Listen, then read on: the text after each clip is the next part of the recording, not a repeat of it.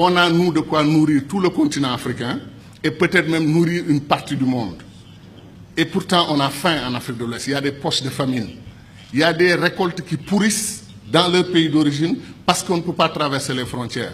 Parce que les camionneurs sont fatigués, malgré les règles de la CEDEAO, d'avoir 15 contrôles avant d'arriver au port de destination. Et des gens qui s'habillent en tenue militaire ou en tenue de policier qui ne le sont pas. Et qui vous font des barrages et qui vous font débarquer toute votre marchandise si vous ne leur donnez pas de l'argent. Alors si le camionneur quitte Bamako avec 300 000 francs pour payer l'argent de la corruption pour arriver au port, et à moitié chemin il a fini ses 300 000, ou il rebrousse chemin, ou il leur donne le camion, les nourrit et il s'en va. La CEDEAO a ce problème interne que les échanges agricoles ne peuvent pas fonctionner correctement.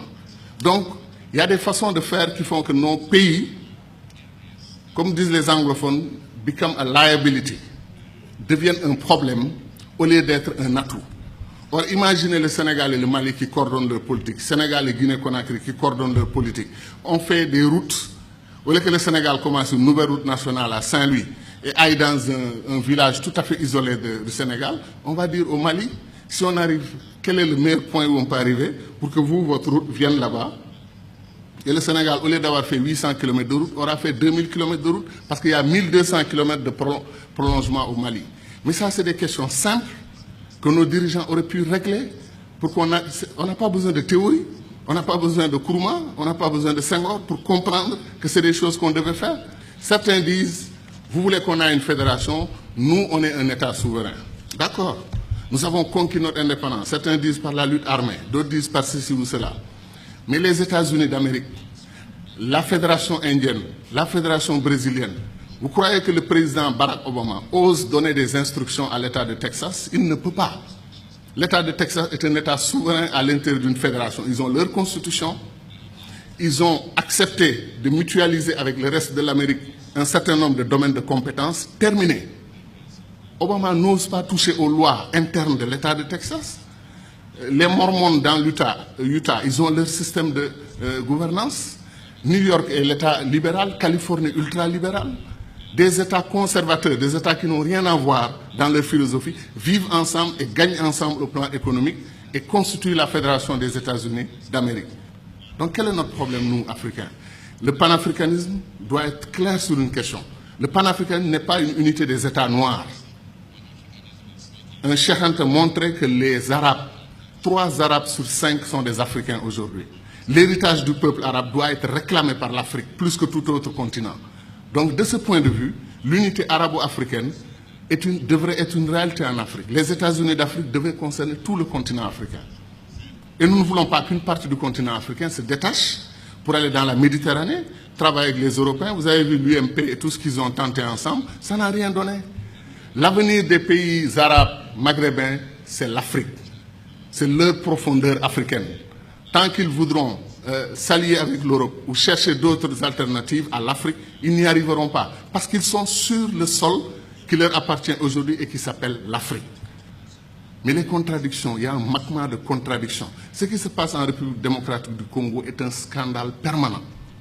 Des pays africains entrent en République démocratique du Congo, prennent les ressources dont ils ont besoin et repartent.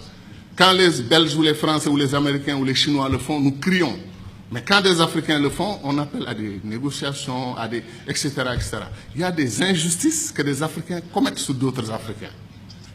Qu'est-ce qui nous empêche de faire les ponts sur le fleuve Rosso entre le Sénégal et la Mauritanie?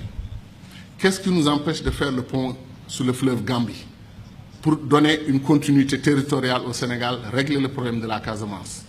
C'est pour dire que les doctrines d'intégration que nous avons choisies, après 50 ans, comme on est à...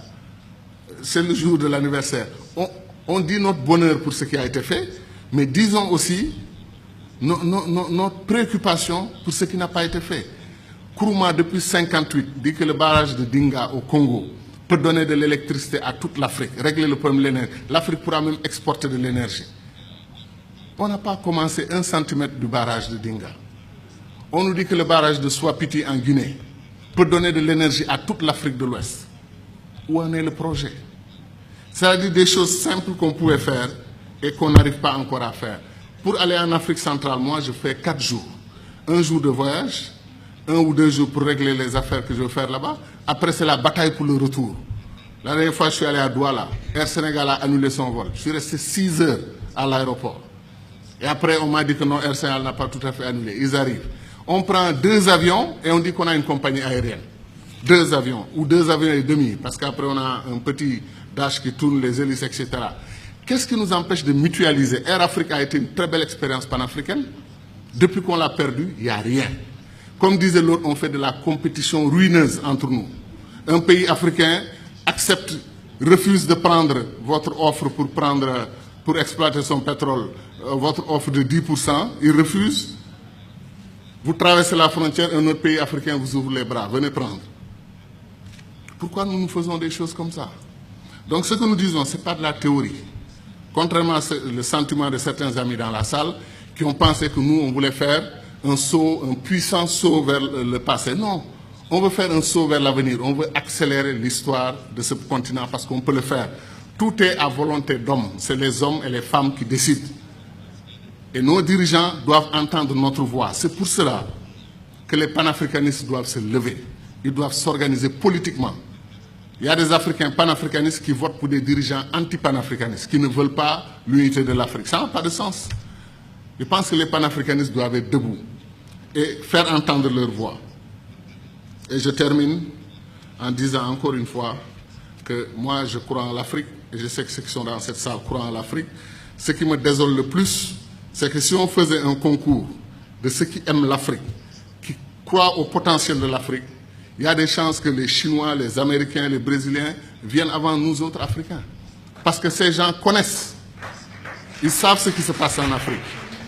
Ils savent que l'avenir du monde, Sarkozy, malgré la critique qu'il nous a faite ici, qui ne correspond pas du tout à l'histoire, qui est totalement fausse, que nous ne sommes pas assez entrés dans l'histoire. C'est nous qui avons créé l'histoire. C'est chez nous, en Égypte, que l'histoire a commencé. Et ça, j'y crois profondément. Pendant, comme disait Chahanteg, eux, l'Europe, ils étaient dans la barbarie. Mais Sarkozy, qu'est-ce qu'il a dit? L'avenir du monde se joue en Afrique. Il est important de nouer des alliances avec les Africains dès maintenant, bien qu'il ne l'ait pas fait côté immigration. Mais je veux dire que c'est ça. L'avenir du monde se joue chez nous. On semble être les derniers à en être conscients. L'or, le diamant, le pétrole, chaque jour que Dieu fait, un pays africain se découvre pays pétrolier. Il y a des pays comme le Mozambique vers la Tanzanie, on découvre qu'ils ont des réserves d'or et des réserves de pétrole et de gaz supérieures aux réserves du Koweït. Vous vous rendez compte? L'Afrique est un don de Dieu. Est-ce que les Africains en sont conscients? C'est ça la question. Merci.